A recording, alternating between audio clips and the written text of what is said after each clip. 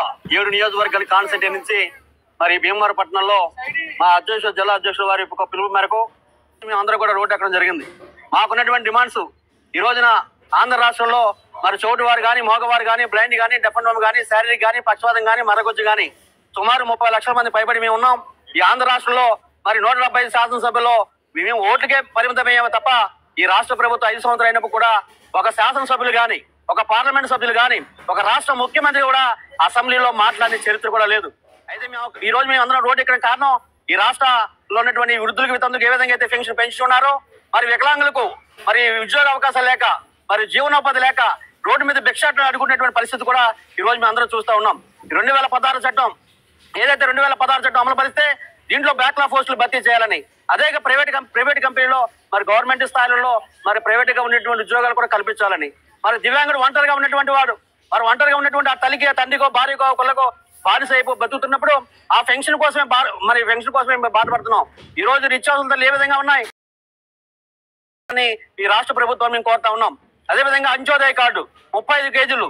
ఈ రోజు మానవాడికి కావాల్సింది తినడానికి తిండి, కట్టుకుని బట్ట, నిలబడడానికి నీడ. ఈ విషయాలతో మేము అందరూ పోరాడుతాం తప్ప మాకు ఏ విధమైనటువంటి వేరే ఉద్దేశం లేదు.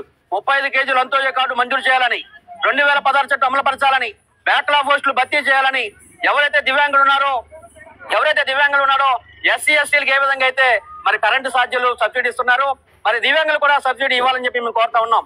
అంతేకాకుండా వికలాంగులకు ఎవరైతే మరి వికలాంగులకు ఏవైతే మరి సబ్సిడీ ఉన్నదో మరి సబ్సిడీతో 5 లక్షల రూపాయలు లోను మంజూరు చేయాలని చెప్పి మరి ఇదివరకు రాష్ట్ర ప్రభుత్వం ఇదివరకు ప్రభుత్వంలో మ్యారేజ్ చేసుకుంటే చదువుతో సంబంధం లేకుండా ఉండేది.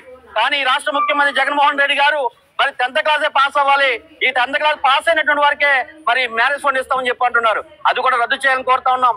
అదేవిధంగా మరి నిలబడడానికి నీడ, మరి భగవంతుడు మరి అందరికి ఎంతో మందికి అన్ని వారు బాగున్న వాళ్ళకి ఇళ్ల స్థలాలు ఇచ్చారు.